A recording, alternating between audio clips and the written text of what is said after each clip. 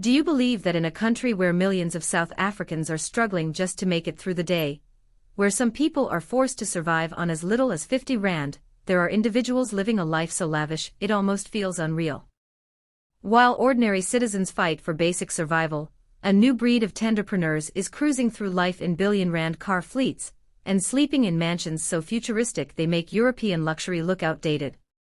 And at the center of this storm stands one name everyone whispers about. Vusimuzi cat Matlala, a figure surrounded by mystery, power, influence, and controversy. In this video we break down everything: his biography, the rise, the money, the deals, the staggering net worth claims, and the controversies that have placed him under an unrelenting spotlight. Stay locked in, because as the story unfolds, you'll hear the names of politicians, senior police officials, ANC heavyweights, and other high-profile figures who have been linked to him through allegations, reports, and speculation, the kind of names that rarely surface in public. What you're about to watch is the kind of deep dive that leaves jaws on the floor. So make sure you stay till the end, and don't forget to like, share, subscribe, and turn on the notification bell so you never miss content like this. Vusimuzi cat Matlala's rise from a modest upbringing in Mamelodi East to becoming one of Pretoria's most controversial businessmen reflects a trajectory shaped by ambition, influence, and recurring allegations of criminality. Raised by a single mother and educated locally, Matlala told Parliament's ad hoc committee that he started off by buying and reselling goods after school before gradually moving into private security work. Over the years, this path evolved into a vast network of companies operating in both security and medical services, including Medicare 2420 District, Cat VIP Protection Proprietary Ltd, Falcon Cat Trading and Suppliers, Lux South African Investments Proprietary Ltd, COR Cabing Trading and Suppliers, and Black AK Trading. Through these entities, he ventured into major government procurement processes and health-related service contracts, earning him media labels such as Security Boss and Tenderpreneur. Times Live has described him as a longtime Mamelodi resident who later established himself as a Pretoria-based businessman and tenderpreneur. During his parliamentary appearance, he also acknowledged a 2001 conviction for housebreaking, noting that it preceded his shift into the security industry. His professional expansion, however, would soon place him at the center of several high-value public sector dealings, particularly within Gauteng's health system. In 2021, Gauteng Health Department whistleblower Babita Deokaran identified irregularities at Tembisa Hospital involving contracts awarded to companies linked to Matlala. Deokaran's anti-corruption unit found that Black AK Trading and Suppliers and COR Cabing Trading and Suppliers had received millions of rand in payments for goods and services. She proposed fraud charges before her assassination in August 2021, leaving the investigation incomplete. Matlala's alleged entanglements with the criminal justice system stretch back decades.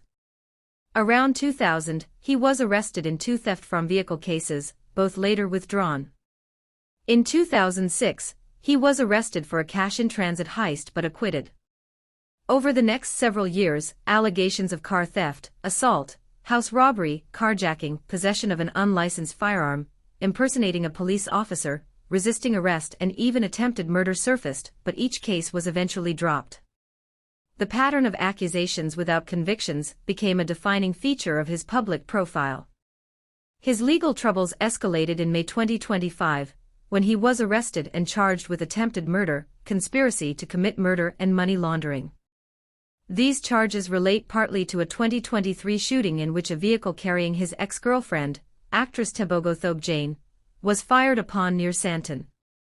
Thobejane, wounded in the leg, later left the country, stating she feared for her life.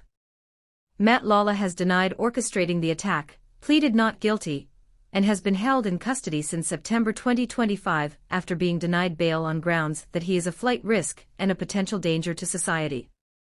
The growing scandal around him intensified further with explosive testimony before the Matlala Commission of Inquiry.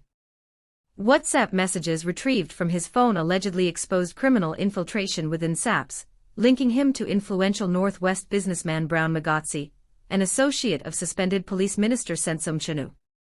Crime intelligence head Lt Gen Dumisani Kumalo testified that Matlala funded ANC political activities through Magotsi in exchange for favors, among them attempts to prevent the cancellation of his multimillion-rand SAPS health contract. Khumalo also identified him as one of the members of a cartel referred to as the Big Five, alongside Katiso Molefe, with the remaining members not disclosed. Further testimony deepened the controversy. Deputy National Police Commissioner Lt Gen Shadrack Sibiya admitted to having contact with both Matlala and Magotsi, but denied any personal involvement in corruption or efforts to dismantle the political killings task team. He characterized his interactions as limited and professional, saying Magotsi was an activist who occasionally provided information. However, according to evidence from Witness C, a Gauteng counterintelligence investigator, a transcribed dialogue suggests Matlala conceded to paying Sibiya up to $1 million monthly in currency in pursuit of securing a police tender. Adding to the political turbulence, a witness in October 2025 referenced a document known as Memo Bis Traces, which allegedly contained details about President Cyril Ramaphosa's apparent multiple identity numbers. This disclosure, emerging from material associated with Matlala, further broadened the scope and sensitivity of the ongoing inquiries. Matlala remains in custody after the Alexandra Magistrates Court denied his bail application, citing his substantial resources, influence and associated risks. His legal team has since escalated the matter to the Gauteng High Court in Johannesburg in an effort to overturn the ruling. As multiple investigations, commissions and court proceedings continue, the case of Vusimuzi, Matlala stands at the intersection of business, politics and law enforcement, illustrating how personal networks and state contracts can form powerful, and at times perilous, points of influence within South Africa's public institutions.